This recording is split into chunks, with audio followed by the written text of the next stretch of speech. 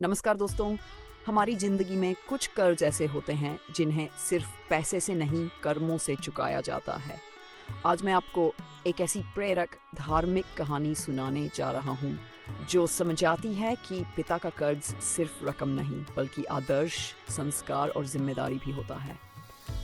इस कहानी को सुनकर शायद आप भी अपने माता पिता के त्यागों के नए रूप में देख पाएं। तो आइए सुनते हैं पिता का कर्ज, एक ऐसी कहानी जो दिल को छू जाती है। हिमालय की पहाड़ियों के नीचे बसा सत्यापुर गांव शांत वातावरण और धार्मिक आस्थाओं के लिए जाना जाता था। इसी गांव में हरिदास नाम का एक किसान रहता था जो सत्य, सेवा और वचन को जीवन का आधार मानता था। उसकी पत्नी सरस्वती शांत स्वभाव की थी और उनका एक पुत्र था शरण। परिवार प्रेम और सद्गुणों से भरा था, लेकिन हरिदास के चेहरे पर हमेशा हल्की चिंता छाई रहती थी। लोग कहते वह निश्चल है, पर मन में कोई छिपा बोझ लिए हुए है। यह बोझ था उसके पिता गंगाराम द्वारा लिया गया अधूरा कर्ज जो समय रहते चुकाया न जा सका। गंगाराम उदार और परोपकारी थे और गांव के संकट में हमेशा आगे रहते। दूसरों की सहायता करते करते वे स्वयं कर्जदार हो गए, पर वचन निभाने का भरोसा कभी न टूटा। गंगाराम कहा करते, कर्ज केवल रुपये का नहीं, यह आत्मा पर लिखा वचन है। मगर कर्ज उतारने से पहले ही उनका देहांत हो गया और जिम्मेदारी हरिदास पर आ गई। हरिदास ने पिता की सीख को अपने धर्म की तरह अपनाया और जीवन भर मेहनत की। उसने दिन रात खेतों में काम किया, अनाज बेचा, मजदूरी की और कर्ज का हिस्सा चुकाता रहा। समय के साथ उम्र बीतती गई, पर कर्ज की शेष रकम पूरी होने का नाम नहीं ले रही थी। लोग कहते, इतना पुराना कर्ज कौन याद रखता है? हरिदास मुस्कुराकर कहता, जिसने दिया वह भूल सकता है, पर जिसने लिया उसका धर्म निभाना चाहिए। शरण अपने पिता को थकते, उम्र के साथ चुकते और चिंता कर देखता था। उसके मन में प्रश्न उठता, क्या यह बोझ कभी समाप्त होगा? एक शाम उसने पिता से पूछा, क्या हम हमेशा इस कर्ज के गुलाम रहेंगे? हरिदास ने शांत स्वर में कहा, बेटा, कर्ज रुपये से नहीं, ईमान से उतरता है। जब तक ये वचन पूरा नहीं होगा, हमारे घर की आत्मा बोझिल रहेगी। उस रात शरण देर तक सो नहीं पाया। पिता के शब्द उसके मन में गूंजते रहे। उसे लगा जैसे वचन केवल हरिदास का नहीं, पूरे वंश का धर्म है। सुबह होते ही उसने पिता के चरण पकड़ लिए और बोला, अब यह कर्ज मेरी जिम्मेदारी है। हरिदास ने कंपाती आवाज में कहा, बेटा, यह रास्ता कठिन है, पर धर्म का है। शरण के भीतर संकल्प की ज्योति उजाला बनकर जल चुकी थी। शरण ने काम की तलाश शुरू की। कभी मजदूरी, कभी खेतों में हल चलाना, कभी अनाज ढोना, मंदिर में दीपक बनाने, मिट्टी के दिए बेचने और गायों की सेवा करने तक के काम उसने किए। हर सिक्का वह बचाता और पिता के कर्ज की थैली में रखता। भोजन कम हो जाता, शरीर कमजोर पड़ता, पर उसके मन का विश्वास नहीं डगमगाता।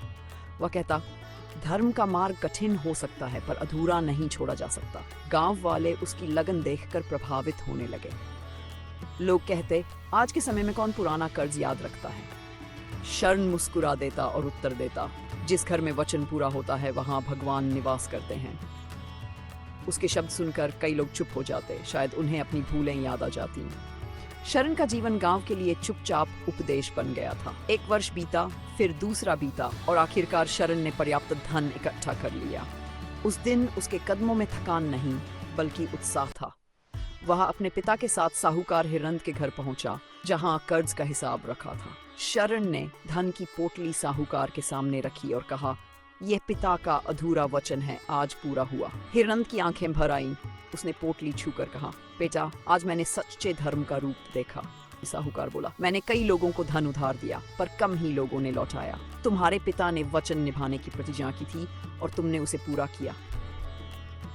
उसने पोटली वापस बढ़ाते हुए कहा, मैं इसे तुम्हारे पिता के धर्म की निशानी मानता हूँ। लेकिन शरण ने विनम्रता से हाथ जोड़ दिए और कहा, बाबा, यह धन मेरा नहीं, यह धर्म है। हिरनंद ने आशीर्वाद दिया, जिस कुल में तुम जैसे पुत्र पैदा हो, वहाँ धर्म कभी खो नहीं सकता। उस दिन के बाद गांव में जैसे एक नई हवा चल पड़ी। लोग अपने पुराने वादे याद करने लगे, टूटे रिश्ते जुड़ने लगे और कर्ज चुकता होने लगे। मंदिर में व्यास जी ने कहा, धर्म पूजा में नहीं, कर्म और वचन में बसता है। हरिदास के चेहरे पर वर्षों बाद सच्ची मुस्कान आई। उसे लगा, आज पिता की आत्मा सच में मुक्त हुई होगी। शरण को उस रात एक स्वप्न आया जिसमें गंगाराम प्रकट हुए। वे बोले, बेटा, कर्ज चुकाना धन लौटाना नहीं था, मेरे वचन का सम्मान था। आज तुमने हमारे कुल को यण मुक्त ही नहीं, आत्मा मुक्त किया है। शरण ने सुबह होते ही मंदिर में दीप जलाया और प्रण किया, अब से मैं दूसरों की मदद करूंगा, वचन कभी अधूरा नहीं छोड़ूंगा। यह कहानी हमें सिखाती है कि धर्म सिर्फ आरती, पूजा या मंत्रों में नहीं, बल्कि अपने वचनों को निभाने में है। कर्ज केवल पैसों का नहीं होता, उसमें जिम्मेदारी, सम्मान और संस्कार भी शामिल होते हैं। जो व्यक्ति अपने पूर्वजों के अधूरे वचन पूरे करता है, वह धीरे धीरे ईश्वर के और भी करीब पहुंच जाता है। शरण ने समझ लिया, धर्म का मार्ग कठिन हो सकता है, लेकिन उसे निभाना ही सच्ची भक्ति है। इसीलिए लोग आज भी कहते हैं, वचन निभाने वाला ही सबसे सच्चा मनुष्य है। दोस्तों, अगर इस कहानी ने आपके दिल को छुआ हो और आपको कुछ सीख मिली हो, तो वीडियो को लाइक करें और चैनल को सब्सक्राइब करना बिल्कुल न भूलें, ताकि ऐसी प्रेरक कहानियाँ सबसे पहले आप तक पहुँचती रहें। आपका हर एक सब्सक्राइब हमारे लिए नई ऊर्जा और प्रेरणा बनता है। वीडियो देखने के लिए आपका दिल से धन्यवाद। फिर मिलेंगे एक नई कहानी के साथ। जय हिंद।